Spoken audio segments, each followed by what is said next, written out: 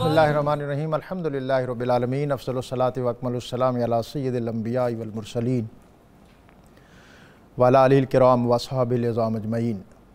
لفظ لفظ نور اور حرف حرف روشنی سے آراستہ نور قرآن کے ساتھ طاہر بخاری آپ سے مخاطب ہے۔ ناظرین، انسانی تاریخ رشتوں سے عبارت ہے اور انسانی رشتوں کی تاریخ بھی اتنی ہی پرانی ہے جتنی تاریخ از خود انسان کی، اور ان رشتوں میں سب سے قدیم رشتہ میاں بیوی کا رشتہ ہے، جس کو انسان خود ہی بناتا ہے اور پھر خود ہی نبھانا بھی پڑتا ہے۔ انسانی زندگی کی گاڑی کے یہ دو پہیے ساری زندگی مقابلے، مناظرے اور پھر کبھی کبھی مجادلے میں بھی گزار دیتے ہیں۔ اس غزل کا مطلع اور مقطع کوئی پتہ نہیں، نہ جانے کب اور کیا ہو جائے۔ یہ رشتہ اس سکون بھی اسی میں ہے اور اضطراب بھی اسی میں۔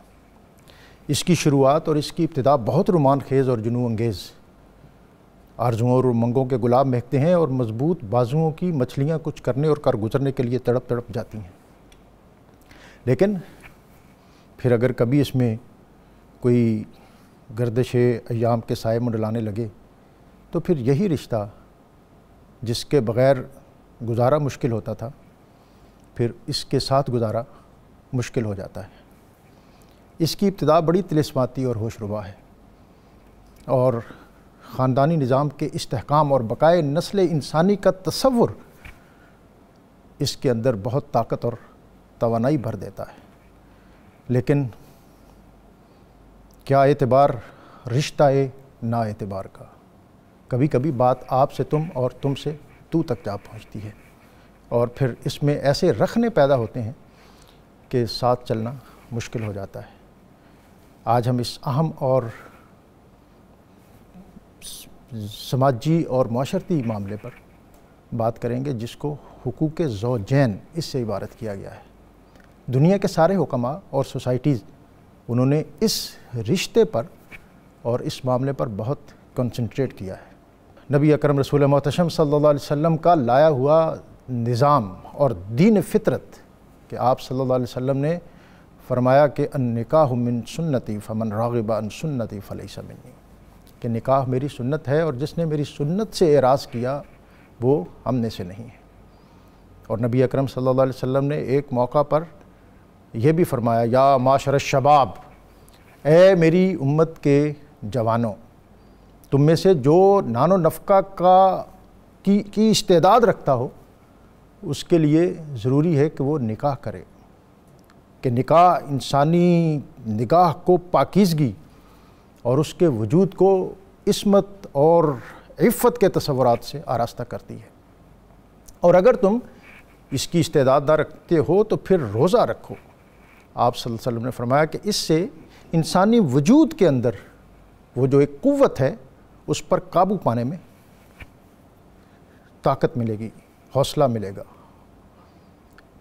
انسانی وجود کے اندر یہ کون سی قوت ہے؟ اللہ تعالیٰ نے انسانی وجود کے اندر دو قوتیں رکھی ہیں، ایک ملکیہ ہے اور ایک غضبیہ ہے۔ اور یہ غضبیہ قوت جس کو اینیمل انسٹنکٹ بھی کہتے ہیں، دنیا کے اندر ماہرین نفسیات فرائیڈ وغیرہ انہوں نے بہت کچھ لکھا، یہ بہت مضبوط، بہت طاقتور اور بہت توانا ہے۔ اور کوئی چیز جس قدر طاقتور اور توانا ہو اسی قدر اس پر قابو پانے کے لیے طاقت اور توانائی درکار ہوتی ہے۔ اسلام جو عفت اور عصمت کا دین ہے، پاکیزگی اور طہارت کا دین ہے، اس نے اس رشتے کے حوالے سے بطور خاص جو ہدایات اور رہنمائی عطا کی وہ انسانیت کو ہمیشہ نور اور روشنی عطا کرتی رہیں گی۔ قرآن کہتا ہے، یا ایھا الناس انا خلقناکم من ذکر و انثی وجعلناکم شعوبا وقبائل لتعارفوا ان اکرمکم عند اللہ اتقاکم۔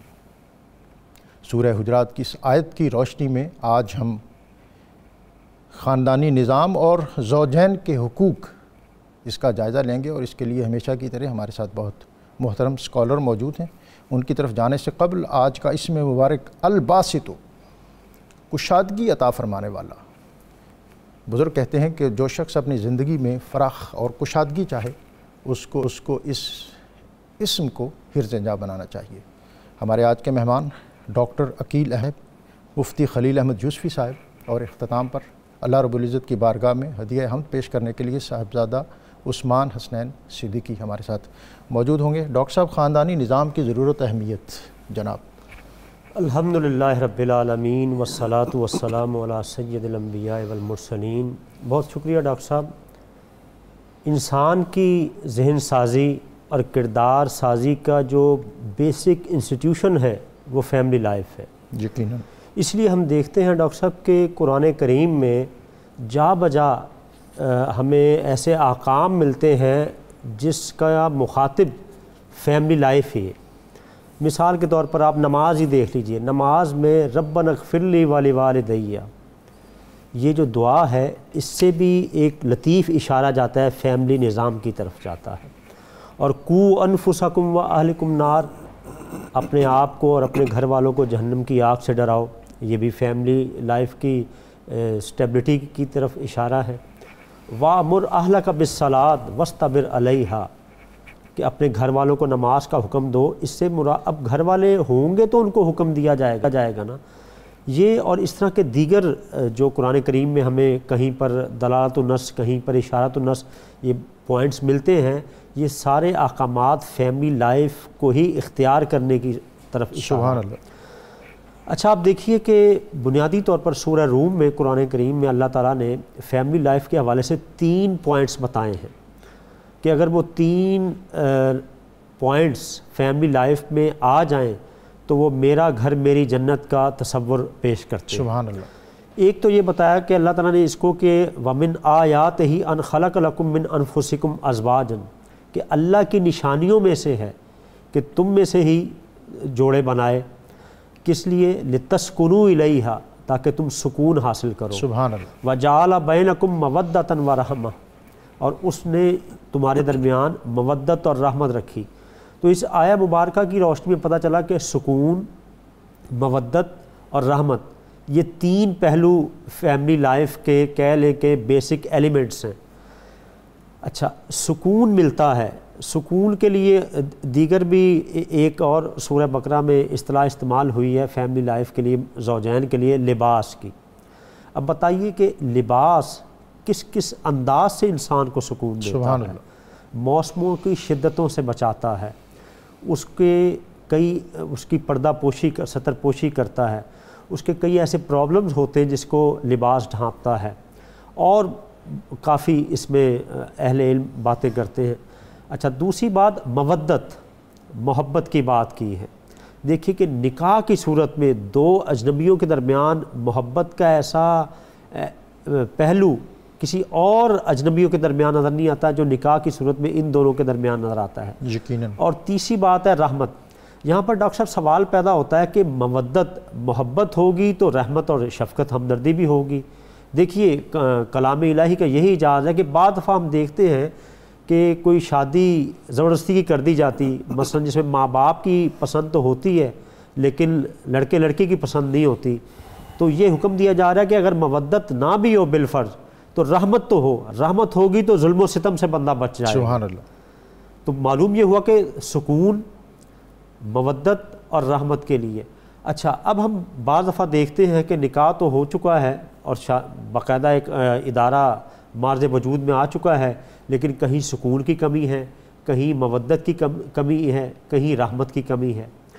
اس کی ایک حدیث میں ہی اس کا فیصلہ ہو جاتا ہے کہ یہ تینوں چیزیں، ان کا حصول کیسے ممکن ہوگا۔ نبی کریم علیہ الصلوۃ والسلام نے فرمایا کہ نکاح کے لیے 4 چیزیں دیکھی جاتی ہیں: مال، نسب، حسن اور دینداری۔ اگر ہو سکے تو دینداری کو مقدم رکھا جائے، اخلاق کو، دین کو۔ مختلف حدیث میں یہ آتا ہے، اخلاق اور دین بھی آتا ہے، دینداری بھی۔ تو دینداری جب ہوگی، جس چیز سے یہ تینوں چیزیں ملیں گی اس کو ہم اگنور کر جاتے ہیں۔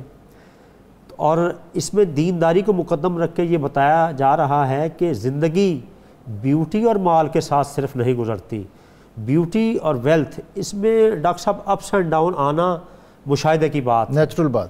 اور زندگی بیہیویئر کے ساتھ گزرتی ہے، رویوں کے ساتھ بسر ہوتی ہے۔ آپ کا جو ایک دوسرے کے ساتھ ٹرانزیکشن ہے، معاملات ہیں، اس کے پیچھے آپ کا بیہیویئر ہی ہوتا ہے جو آپ کو حسن معاملات کی طرف لے کر آتا ہے۔ تو وہ دینداری سے ہی ہوگا۔ تو جب دینداری اور اخلاق ہوں گے تو یہ تینوں چیزیں ان کا حصول یہ یقیناً بہت عمدہ بات ہے کہ جو معیار ہے، جو ترجیح ہے، وہ دین اور دینداری ہونا چاہیے، اور جو یہ رشتہ ہے اس کے سروائیول میں کریکٹر جو ہے وہ بہت بنیادی چیز ہے۔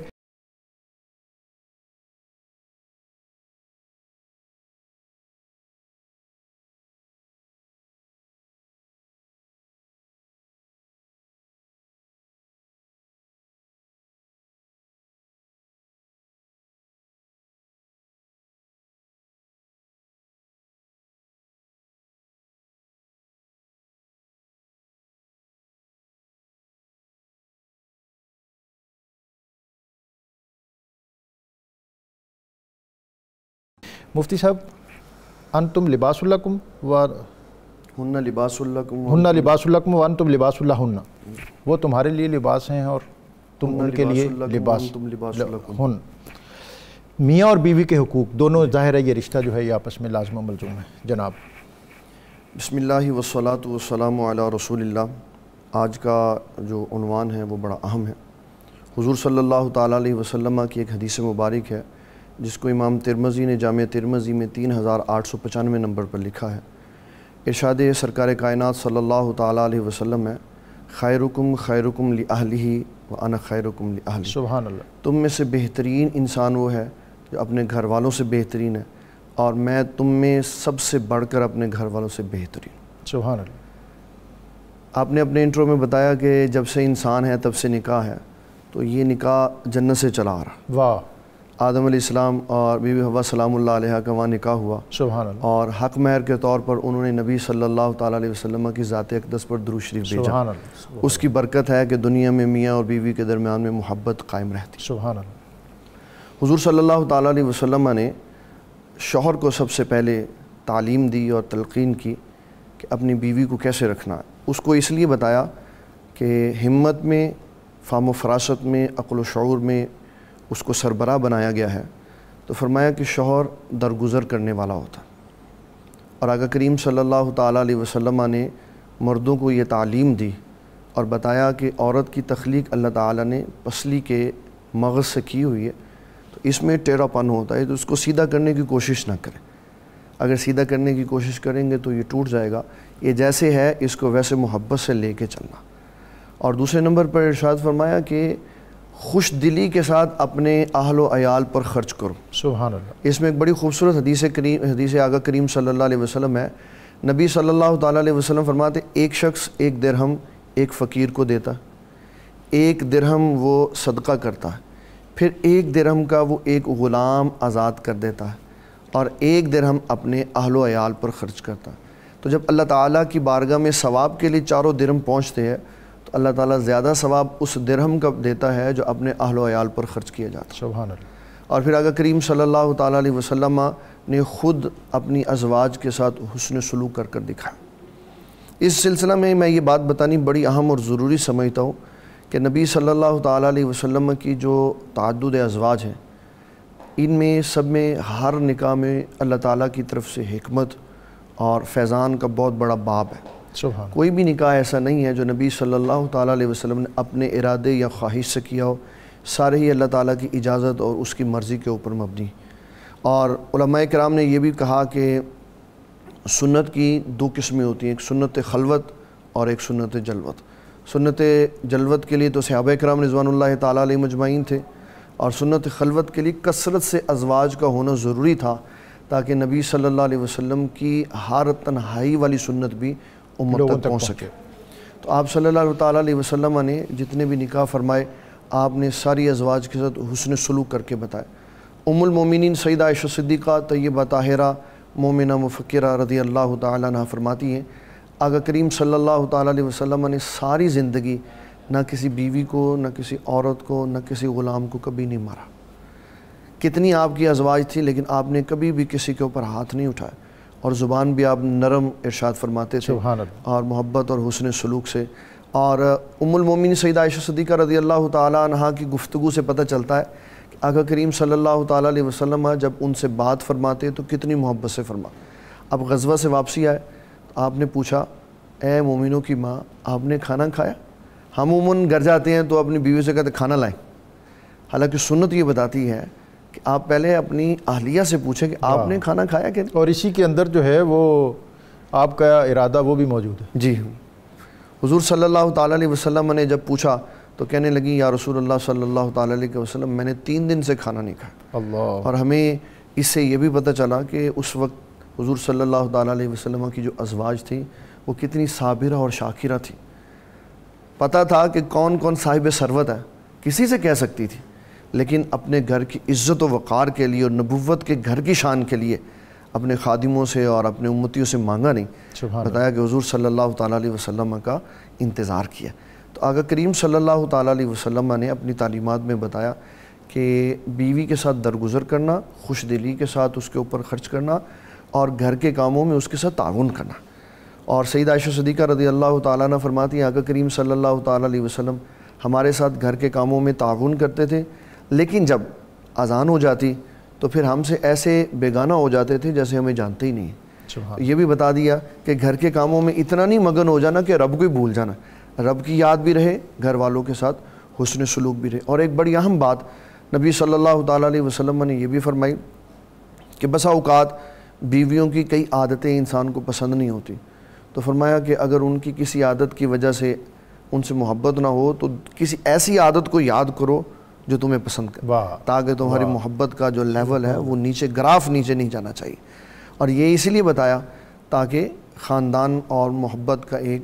اور پھر فرمایا کہ اللہ تعالیٰ جل مجید الکریم کہ حبیب صلی اللہ تعالیٰ علیہ وسلم نے اپنی پریکٹیکل لائف, عملی زندگی میں یہ بتایا.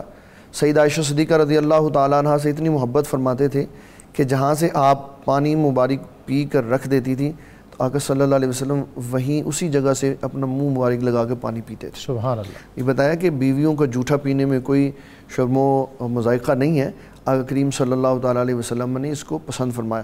اور کبھی کبھی آقا کریم صلی اللہ تعالیٰ علیہ وسلم امت کی تعلیم کے لیے یہ بھی فرما دیتے تھے کہ جو شخص اپنی بیوی کے منہ میں ایک نوالا ڈالے گا, لقمہ ڈالے گا, تو اللہ تبارک و تعالیٰ جل مجید الکریم اس کو صدقے کا ثواب عطا فرمائے. سبحان اللہ. بڑی مشکل باتیں ہیں یہ جتنی بتائی ہیں. ہماری معاشرت جو ہے عرب کے اندر شاید یہ سادہ ہو, یہاں تو یہ بڑا نہیں. آغاز میں ڈاکٹر صاحب شاید یہ ممکن ہو, بعد میں جو وقت گزرتا جاتا ہے تو پھر وہ جو آپ نے آغاز میں بات کی تھی نا, راحت کے ساتھ اضطراب بھی ہے. بخاری صاحب, نبی کریم صلی اللہ علیہ وسلم آپ کی سیرت کی ہر جہت میں 3 چیزیں نظر آتی ہیں, باقی صفات و کمالات اسی کی کہہ لیں سب ہیڈنگز کہہ لیں, جامعیت, اکملیت اور عالمگیریت. نبی کریم علیہ السلام نے بھرپور فیملی لائف سپینڈ کی ہے.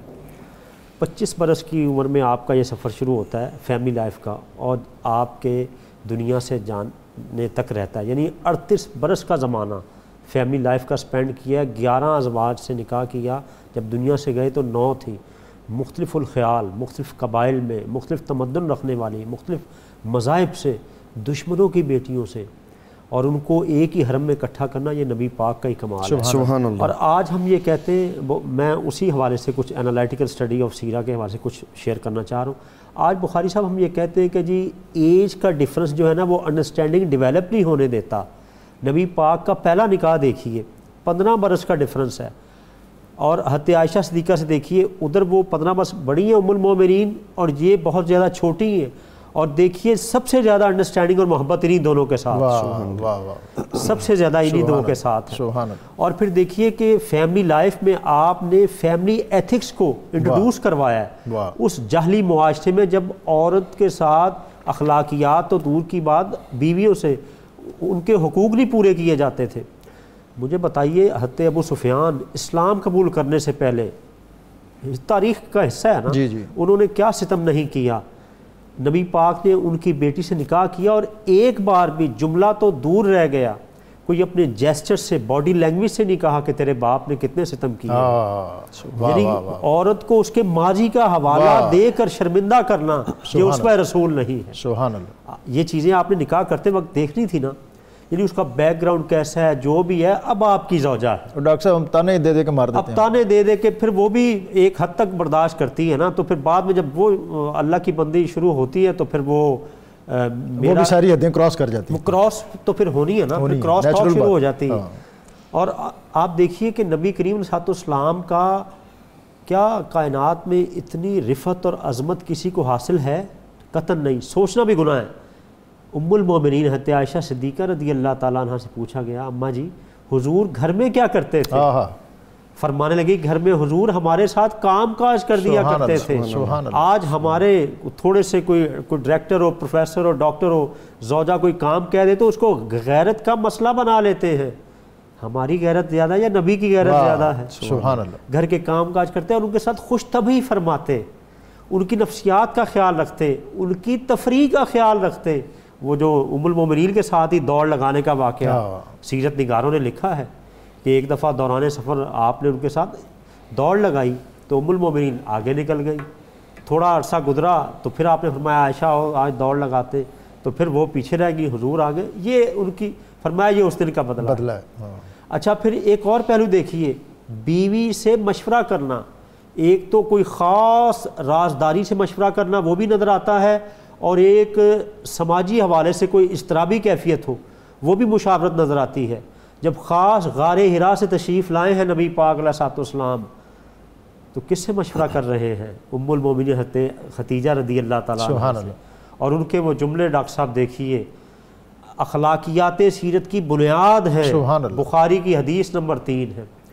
اور صلح حدیبیہ کے موقع پر جب ایک سوشل ڈس آرڈر پیدا ہونے کا خطرہ تھا تو حضرت ام سلمہ نے کمال کر دیا۔ ہماری موسنا ہے کہ اگر نبی پاک کو اس وقت طیش آ جاتا تو امت تو گئی تھی، فرمایا حضور آپ تشریف لائیے نا باہر، اور نبی کریم صلی اللہ علیہ وسلم نے ان کے مشاورت پر۔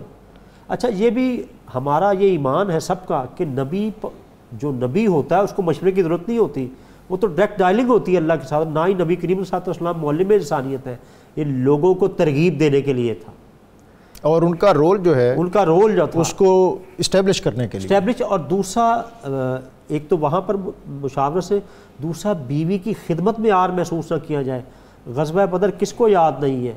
حضرت عثمان غنی رضی اللہ تعالیٰ عنہ، انہوں نے شرکت نہیں کی، نبی پاک نے حکم دیا عثمان رقیہ کی تیمارداری کرو، وہ بیمار ہیں، اور بعد میں ان کو بدری صحابہ میں شمار کیا گیا۔ معلوم ہوا کہ بیوی کی اگر گھر میں کوئی وہ علیل ہے یا پرابلم ہے تو یہ سیرت تو ہمیں یہ بتاتی، اور ہم نے نہیں پڑھا آج تک، مارنا تو دور کی بات ہے، نبی پاک نے ڈانٹا بھی ہو۔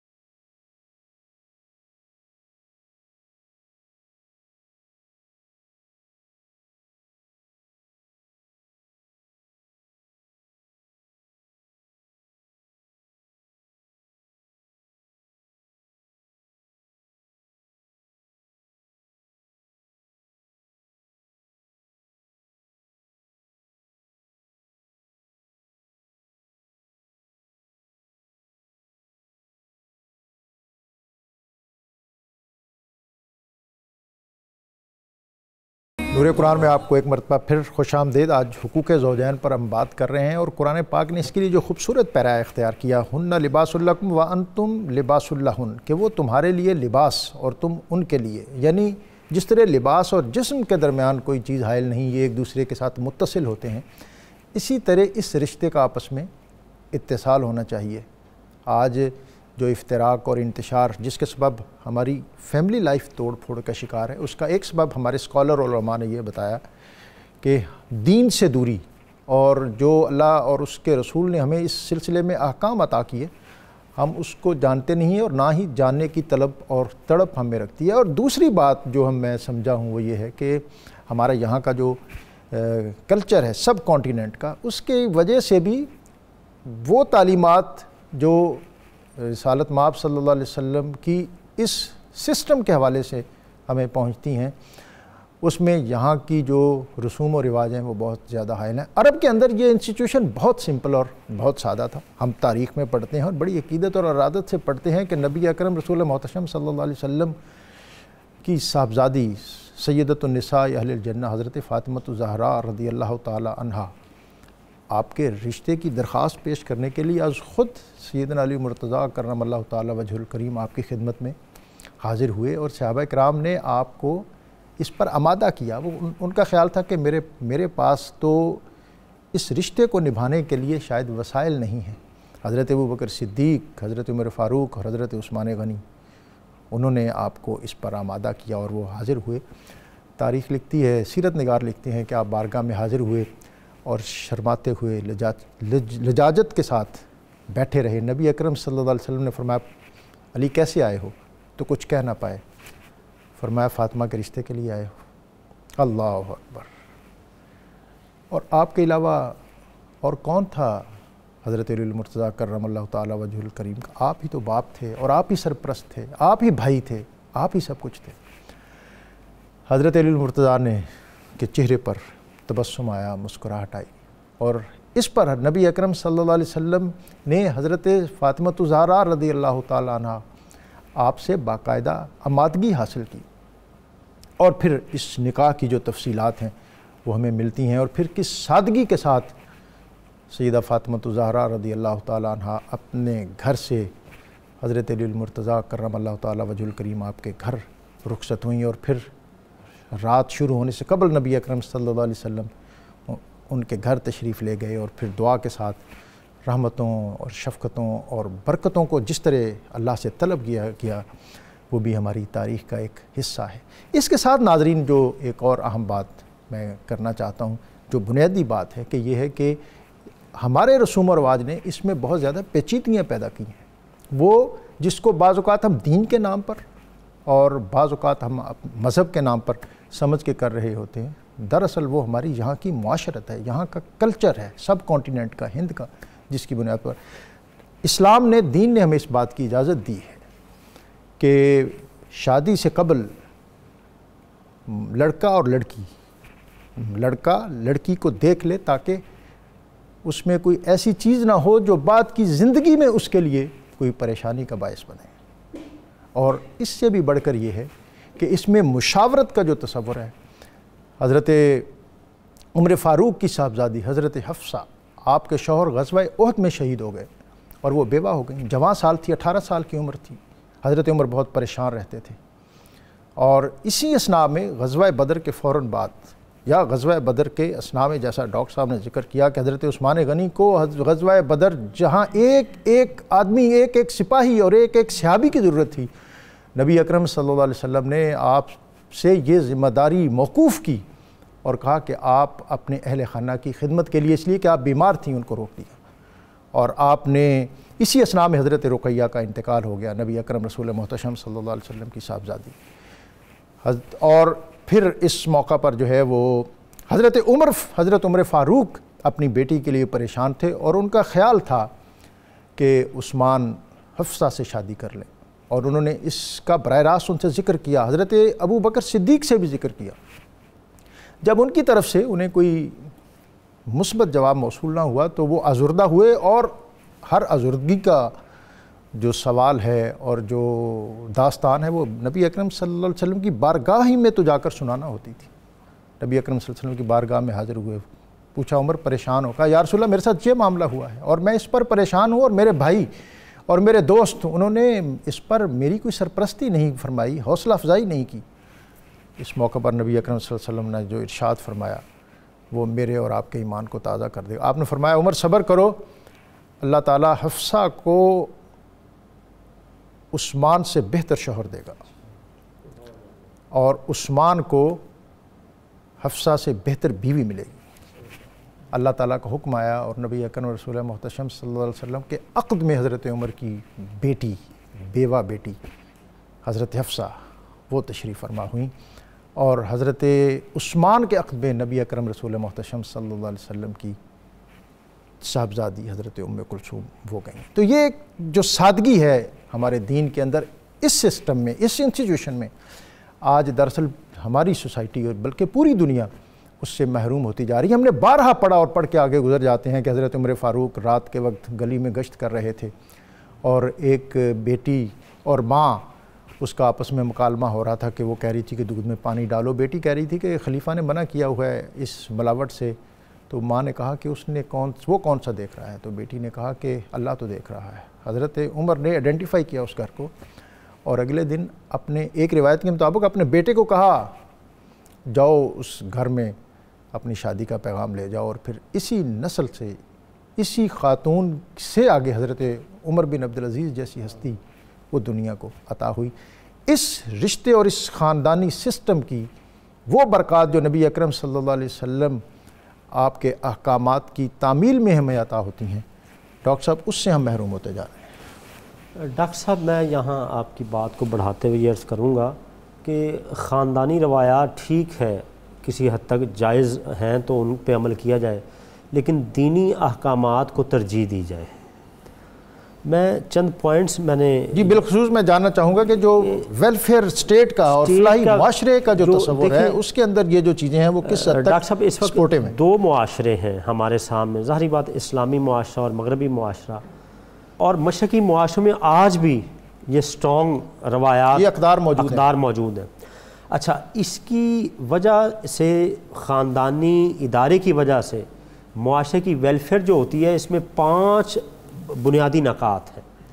آپ دیکھیے کہ جب جس کو اقتدار ملتا ہے، قرآن کریم نے یہ فرمایا کہ ام مکناہم فی الارض، جب ان کو زمین میں اقتدار ملتا ہے تو کیا کرتے ہیں؟ پہلا کام اقام الصلاۃ، نماز قائم کرتے ہیں۔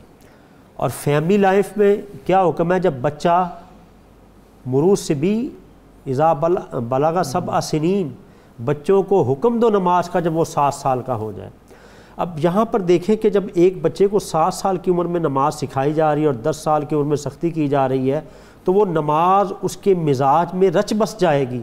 تو جب وہ ریاست میں باہر نکلے گا تو ریاست میں جب حکمران نظام صلاۃ کو ایک پورے نظام کے طور پر نافذ کرنا چاہیں گے تو ان کو مشکل نہیں پیش آئے گی، کیونکہ گھروں میں جو ریاست کا بنیادی ادارہ ہے وہاں پر نماز کے حوالے سے تربیت ہوئی ہوگی۔ اصل انسٹیٹیوشن تو ہے ہی وہی، اور خشت اول جو ہے اسلامی معاشرے کی وہ گھر ہے۔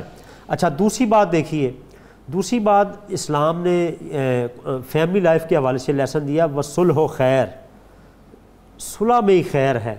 اور ناظرین سنتے رہتے ہوں گے کہ فیملی لائف میں صلح کے لیے اگر تھوڑا سا خلاف واقعہ بات بھی کر دی جائے تو جائز ہے، اس کی بھی اجازت ہے، اس کی بھی اجازت ہے۔ زیادہ لمبی نہ چھوڑی جائیں، ایک حد تک جتنی شریعت اجازت دی ہے اتنا ہی اس سے فائدہ لیا جائے۔ اچھا، وہ صلح کا جب مزاج گھر میں راسخ ہوگا تو معاشرے میں صلح کے لیے صرف سورہ حجرات میں 3 بار کہا گیا ہے کہ اپنے بھائیوں میں صلح کروا دو۔ یعنی دیکھیے اب وہ جو basic institution of a society ہے وہاں پر جو تصور مل رہا ہے اس کے وسیع اثرات معاشرے میں سامنے آئیں گے، اور وہ بندہ لڑائی کو ختم کرنے کی کوشش کرے گا جس نے خود گھر میں صلح کا منظر دیکھا ہوگا۔ تیسرا پہلو دیکھیے، قیام عدل سے، معاشرتی عدل کے حوالے سے، ان اللہ یامر بالعدل والاحسان اعدلوا هو اقرب للتقوی، اور قرآن کریم میں فرمایا سورہ مائدہ میں۔ اور فیملی لائف میں عدل کے حوالے سے دیکھیے، یہ فرمایا گیا کہ اگر تم عدل نہیں کر سکتے تو ایک ہی بیوی کافی ہے، اور اگر کسی کی ایک سے زائد ہوں، ایک طرف جھکا رہے تو قیامت کے دن مفلوج فالج ادا اٹھے گا۔ ایسی بچوں میں بھی عدل ہے۔ ایک شخص نے نبی پاک کو عرض کیا علیہ الصلوۃ والسلام کو، یا رسول اللہ چلیے میرے ایک بیٹے کو دیجئے، کچھ عنایت کیجئے۔ فرمایا دوسرے بچوں کو بھی دے رہے ہو؟ عرض کیا نہیں۔ فرمایا یہ ظلم کا معاملہ ہے۔ تو گھر میں عدل ہوگا تو وہ سوسائٹی میں عدل لانے کے لیے بڑا وہ کوآپریٹ وہ اپروچ ہوگی۔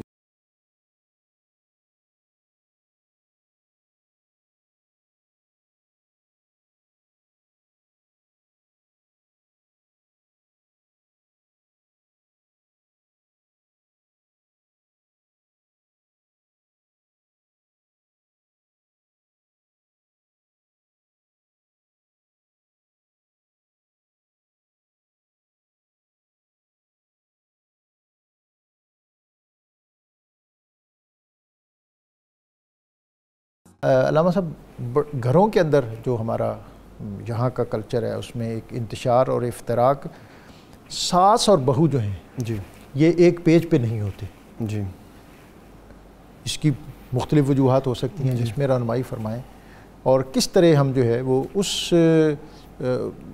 اسوہ کی نورانیت کو اپنے گھروں میں اور اس سوسائٹی میں اتاریں کہ یہاں ہر طرف روشنی اور نور بکھر جائے۔ ڈاکٹر صاحب یہ بڑی اہم بات ہے، اس کو سمجھنے کے لیے ہمیں نبی صلی اللہ علیہ وسلم کی بارگاہ میں حاضر ہونا پڑے گا۔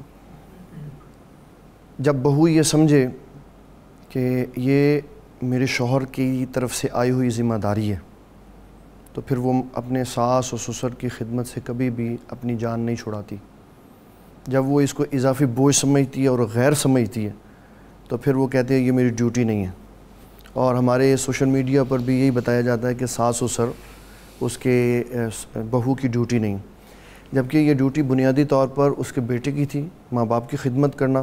اب وہ رزق حلال کی تلاش کے لیے نکلا ہوا تو اپنی اس ڈیوٹی میں اپنا نائب اپنی بیوی کو بنا گیا، تو وہ یہ ساری ذمہ داری پوری کرتی ہے. اور رسول اللہ صلی اللہ علیہ وسلم کے حدیث سے یہ پتہ چلتا ہے کہ شوہر جو ذمہ داری اپنی بیوی کو دے کر جائے اس ذمہ داری کو نبھانا اس کے لیے واجب ہے. اب یہ ساس سسر کی خدمت اس کے لیے لازم ہے.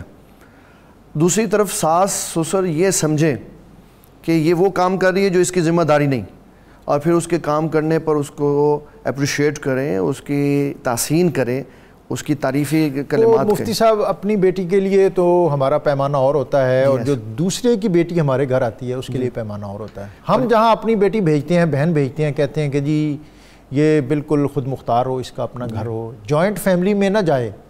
اور ہم جب آ رہی ہوتی ہے، ہم بیاہ کے اپنے بیٹے کے لیے بھائی کے لیے لے کے آ رہے ہوتے ہیں تو کہتے ہیں کہ جی جوائنٹ فیملی سسٹم ہے، خیال رکھنا، اس کو دبا کے رکھنا ہے، سارے دی خدمت کرے گی. جی. اور آقا کریم صلی اللہ تعالیٰ علیہ وسلم کی تعلیمات سے ہمیں یہ پتہ چلتا ہے کہ جب تک دونوں طرف علم نہیں ہوگا بات نہیں بنے گی. سبحان اللہ. اور حضور صلی اللہ تعالیٰ علیہ وسلم نے اس کے لڑکے کے جو والدین ہیں، جو لڑکی کے ساس سسر ہیں، ان کی ذمہ داری اس کے اوپر نہیں رکھی، لیکن شوہر کی طرف سے یہ جب آئی اس کے اوپر تو اس نے اس کو بڑے احسن طریقے سے سمجھایا اور پھر اس کو اس ڈیوٹی کو دیا. تو جب بیوی نے کیا تو یہ محبت کے بڑھنے کا سبب بنا، اور اس نے اپنے ماں باپ سمجھے. یہ کہتے ہیں کہ بیٹیاں اگر ماں باپ کو رکھ سکتی ہوتی تو ماں باپ اولڈ ہوسٹ میں نہ جاتے، تو بیٹیاں اگر اپنے ساس سسر کو ماں باپ کی جگہ سمجھ لیتی تو کبھی پھر لڑائی نہ ہوتی. تو یہ بڑا اہم ایشو ہے. اور میں اس میں یہ سمجھتا ہوں کہ یہ جو موبائل ہے نا، یہ آیا تھا آسانی کے لیے. اس نے بڑے کام خراب کر دی کہ ہر چھوٹی چھوٹی بات اگر فون کر کے اپنے پیچھے بتائی جائے گی تو اس سے بھی جو فیڈ بیک آتا ہے وہ بھی اچھا نہیں ہوتا. یعنی یہ ٹرانسمیشن ہر وقت چلتی رہتی ہے. اور پھر سارا دن بات ہونے کے بعد جب رات کو انسان بیٹھتا ہے تو کہتا ہے میں تو کبھی بھی بات نہیں کی، موقع ہی نہیں ملا. میں اپنے مہمانوں کا شکریہ ادا کرتے ہوئے آج کا وظیفہ والذین جاہدوا فینا لنہدینہم سبلنا، روحانی ترقی کے لیے سورہ عنکبوت کی آیت نمبر 69 جو شخص روزانہ 100 مرتبہ پڑھے گا اللہ تعالیٰ اس کے لیے روحانی منازل آسان کرے گا. میں درخواست گزار ہوں صاحبزادہ عثمان حسنین صدیقی صاحب سے. جناب کرم کر دے عطا کر دے دعاؤں کو دوا کر دے، کرم کر دے عطا کر دے دعاؤں کو دوا کر دے، جو مشکیزوں میں پانی ہے، جو مشکیزوں میں پانی ہے، اسے آب شفا کر دے، جو مشکیزوں میں پانی ہے، اسے آب شفا کر دے. حصارِ ابر رحمت میں میرے بچوں کو رکھ مولا، میری منت سماجت کو کتاب التجا کر دے، میری منت سماجت کو کتاب التجا کر دے. کروڑوں حمد کے جگنو اڑے ہر سانس میں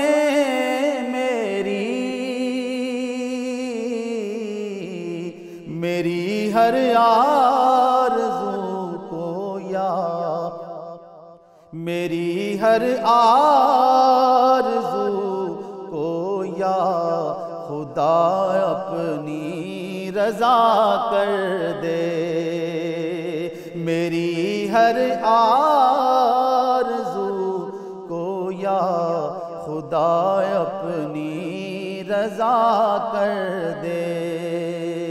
قابل غور شعر ہے۔ خدائے مہرباں اپنی ربوبیت کے صدقے میں زمین و آسمان میں ہر، زمین و آسمان میں ہر کسی کا تو بھلا کر دے۔ میری بستی کے ہر آنگن میں بچوں کو کھلونے دے، میری بستی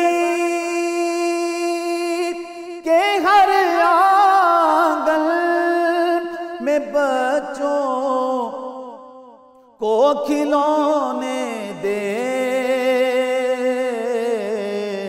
میری بستی کے ہر آنگن سے دکھ کا انخلا کر دے، میری بستی کے ہر آنگن سے دکھ کا انخلا کر دے۔